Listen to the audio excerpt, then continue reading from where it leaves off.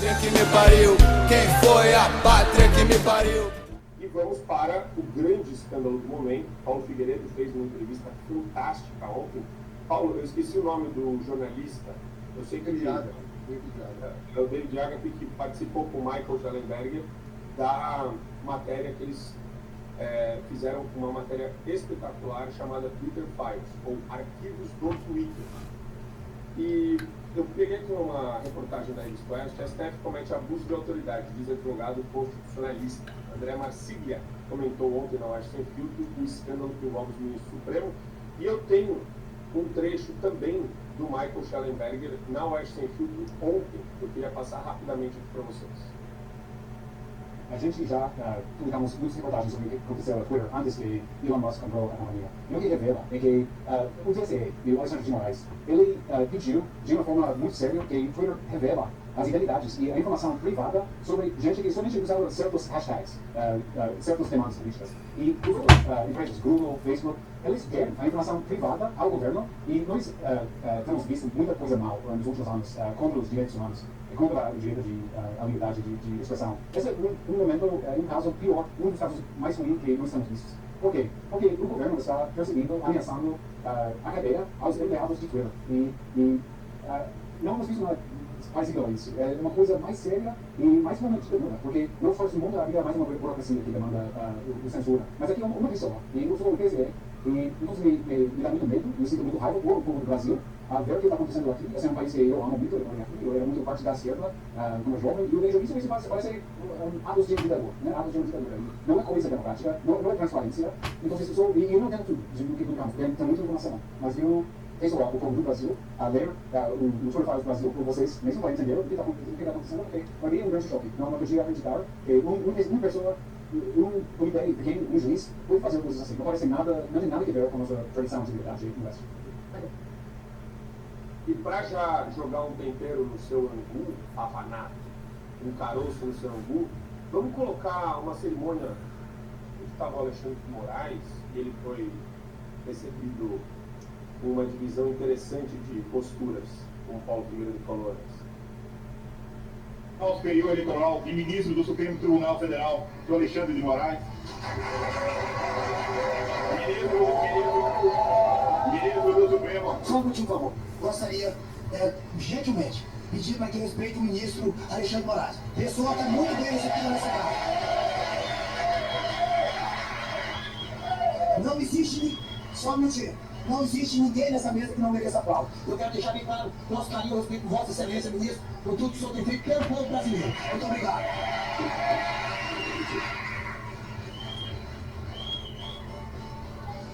Ministro do Supremo, ministro da realidade, e o cara que está no cargo mais poderoso hoje da República, que nunca poderia ser politizado, agindo como um ativista político, perseguidor, tirano, sem freio, sem limite, com todo esse sistema de bajuladores cooptado, seja por interesses indiretos ou interesses diretos de estar bem com os ministros do Supremo Paulo. Tem muita gente assim. O descasamento da vida desses caras é muito grande. Muito grande. Eu falo isso para vocês. É a mesma coisa que os jornalistas da Globo, é a mesma coisa. Essas pessoas não têm contato com o povo. Não têm nenhum contato com o povo. Então, eu acho engraçado eu ter mais contato com o povo dos Estados Unidos do que essas pessoas vivendo no Brasil. É a prova de que isso é possível. É possível você se encastelar. Agora, reparem, eu digo assim que com toda a minha perseguição, mesmo sem poder retornar à minha pátria, eu vivo em relativa liberdade maior do que o Alexandre ou o Gilmar Mendes. Por quê? A população aqui de brasileiros na Flórida é gigantesca. Né? Hoje em dia, em Orlando, por exemplo, 10% da população de Orlando é de brasileiros. O êxodo de brasileiros para os Estados Unidos disparou. Uma coisa impressionante. Aqui no sul da Flórida, onde eu vivo, também tem muito brasileiro. E eu não tenho um dia que eu não saia para algum lugar assim, público, que eu vá à Disney, que eu não seja parado por pessoas. Mas nunca veio uma pessoa me parar para me xingar. Nunca veio uma pessoa me interpelar. Eu não gostaria disso no momento público, no momento privado com a minha família. Mas as minhas filhas já estão absolutamente acostumadas a verem, papai tem que parar para tirar foto das pessoas, etc. Que eu paro sempre para tirar, para conversar com todo mundo. Eu tenho certeza que o Gilmar Mendes, etc., esses caras é o contrário. Eles não podem, eu não sei se o Gilmar Mendes pode ir à Disney livremente, sem ser xingado. Eu realmente digo isso para o Alexandre, etc. E lá nesse evento é o seguinte, cala a boca, todo mundo aí que quer se manifestar, e nós aqui da casta burocrática vamos adiante. Sobre os Twitter Files, né, como você falou, eu fiz um programa ontem inteiro, tá no canal do Fio Diário, tá no Paulo Figueiredo Show também, inteiro, sobre essas que foram as operações, as revelações mais bombásticas que nós tivemos documentadas até agora sobre a atuação do ministro Alexandre de Moraes.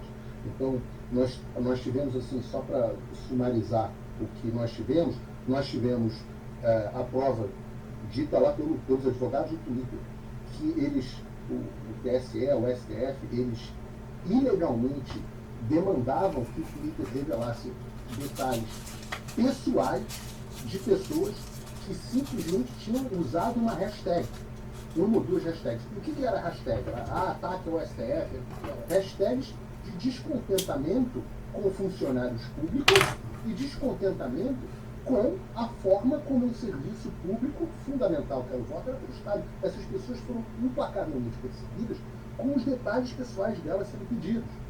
Agora a gente tem prova disso. Eles exigiram que o Twitter, inclusive, escondesse posts de um determinado grupo político. Assim, eles inegavelmente favoreceram a eleição do Lula, porque eles não permitiam que o Lula fosse criticado, os posts criticando o Lula eram escondidos, e dos críticos do Lula eram escondidos por ordem da justiça, enquanto os posts pró-Lula andavam por aí livremente. Crime de responsabilidade. Crime. Eles tentaram utilizar o termo que se usa em inglês é weaponize, né? Instrumentalizar a política de moderação de conteúdo do Twitter contra o Jair Bolsonaro. E isso está documentado.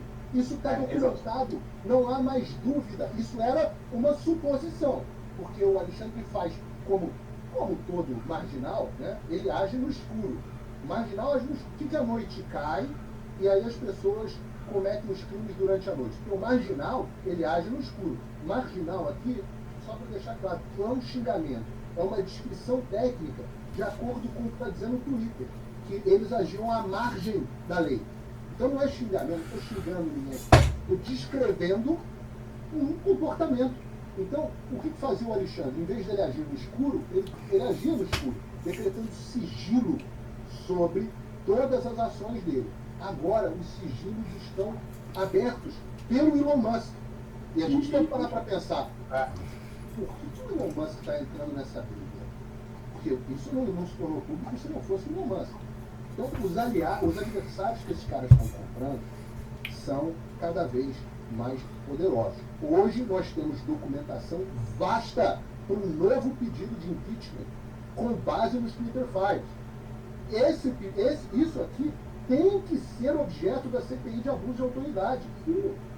Arthur Lira, instale a CPI de abuso de autoridade, que já tem as assinaturas, é sua obrigação. Arthur Lira, instale CPI de abuso de autoridade. Convide o Elon Musk, o Michael Schellenberg, o Elon Musk já se dispôs, eu li esse bastidor ontem no programa, que o Elon Musk tinha se disposto a ir ao Brasil. Convidem o Elon Musk para depor a CPI de abuso de autoridade. Vamos passar limpo o que está acontecendo, porque o que está acontecendo no Twitter não é só no Twitter. A gente só sabe o que está acontecendo no Twitter. Uber. Meu Deus do céu, Uber. E a gente só sabe o que está acontecendo no Twitter porque o Elon Musk comprou o Twitter e jogou no ventilador. Mas a gente sabe também pelos Twitter Files que a postura do Google era mais subserviente. Mais. A morte do Twitter reclamaram, os caras do Twitter falarem, a gente tenta aqui defender, os caras do Twitter ainda antes do Elon Musk comprar, tentando aqui defender minimamente, mas os caras do Google fornecem tudo, e aí eles enfraquecem a gente. Então, assim, isso Paulo, precisa ser chamado, esses caras, presidente do Google, esses caras precisam ser chamados. A imprensa conservadora precisa começar a cobrar os diretores, os country managers das redes sociais do Brasil, porque esses caras são cúmplices. E isso é crime nos Estados Unidos. Sim. Isso é crime nos Estados Unidos. E isso é uma das coisas que eu estou levando ao Congresso dos Estados Unidos. Como empresas americanas agiram para desestabilizar governos no exterior. No exterior. Excelente, Paulão. Cara, e uma coisa que você me falou, que me bateu aqui, a turminha do Twitter, que não é uma turma de direita, assustada com o descalabro que era olhar para o lado e ver Google, Uber, WhatsApp, Instagram fornecendo uma série de informações que nem na legislação estavam previstas. E, Adriles, enquanto isso, olha o que o Paulo Figueiredo falou, tem que colocar o que o Paulo Figueiredo falou numa moldura, tem